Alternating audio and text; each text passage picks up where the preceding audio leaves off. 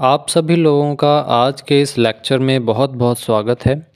आज हम लोग ह्यूमन एनाटॉमी एंड फिजियोलॉजी के chapter second structure of cell के कुछ टॉपिक्स को कवर करेंगे। हम जानेंगे कि गोल्गी अपैरेटस और लाइसोसोम क्या होता है और साथ ही जानेंगे कि इसके क्या क्या फंक्शंस होते हैं। गोल्गी अपैरेटस की डिस्कवरी ईयर 1898 में कैमिलो गोल्गी नाम के साइंटिस्ट ने की थी। The Golgi apparatus is a membrane-bound eukaryotic cell organelle made up of a series of flattened, stacked, and disc-shaped sacs, which are called cisternae. Golgi apparatus एक cell organ है जो कि cell के अंदर प्रेजेंट होता है और यह डिस्क शेप्ड सैक से बना होता है और इन सैक को सिस्टर्नी कहा जाता है। The Golgi apparatus, also known as the Golgi complex or Golgi body, and is located in the cytoplasm near the nucleus. Golgi apparatus को Golgi complex या फिर Golgi body भी कहा जाता है और यह सेल के साइटोप्लाज्म में न्यूक्लियस के पास मौजूद होता है। It is often called post office of the cell. इसको सेल का पोस्ट ऑफिस भी कहा जाता है। Now, the functions of Golgi apparatus. The Golgi apparatus performs some key functions in the cell. The first one is modification of proteins and lipids. सबसे पहला function होता है प्रोटीन और लिपिड्स का modification. It receives raw proteins and lipids from the rough endoplasmic reticulum and adds or changes chemical groups. Golgi apparatus rough endoplasmic reticulum से जो भी raw protein आते हैं या फिर लिपिड्स आते हैं उनको रिसीव करता है और फिर उनको मॉडिफाई करता है। कैसे मॉडिफाई करता है? जो भी मॉलिक्यूल्स होते हैं उनमें या तो नया केमिकल ग्रुप ऐड करता है या फिर जो भी उनमें पहले से केमिकल ग्रुप अटैच होता है उसको चेंज करता है। इसके कुछ एग्जांपल्स भी हैं, जैसे कि ग्लाइकोजाइलेशन, जब मॉलिक्यूल्स में शुगर चेन ऐड होती है तो उसको ग्लाइकोजाइलेशन कहा जाता है।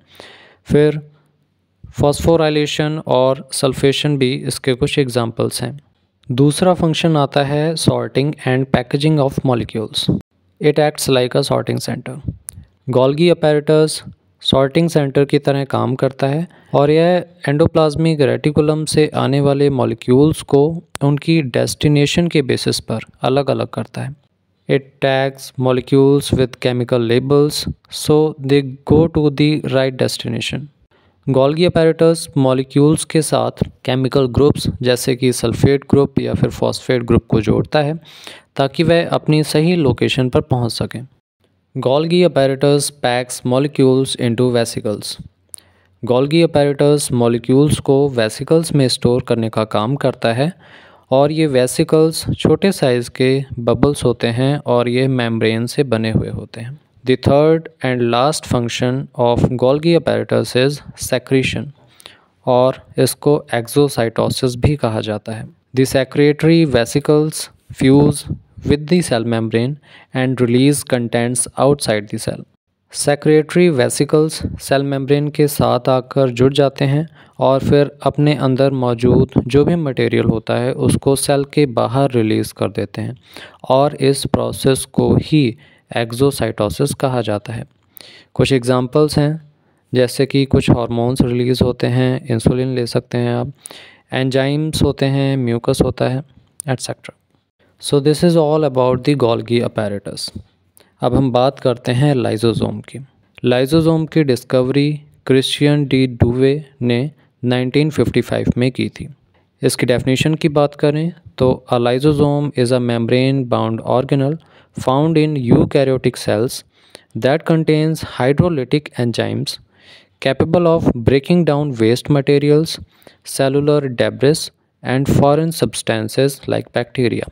लाइसोसोम सेल के अंदर मौजूद एक तरीके का सेल ऑर्गेनल है और इस लाइसोसोम के अंदर हाइड्रोलिटिक एंजाइम्स प्रेजेंट होते हैं और ये लाइसोसोम सेल के वेस्ट मटेरियल, सेल के डेड ऑर्गेनल्स और बैक्टीरिया जैसे फॉरेन सब्सटेंसेस को तोड़ने में कैपेबल होता है।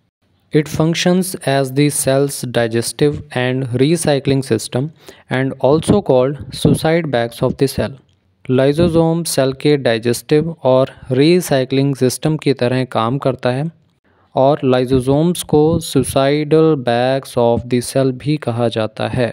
Now the functions of lysosome, इसके क्या क्या फंक्शंस होते हैं।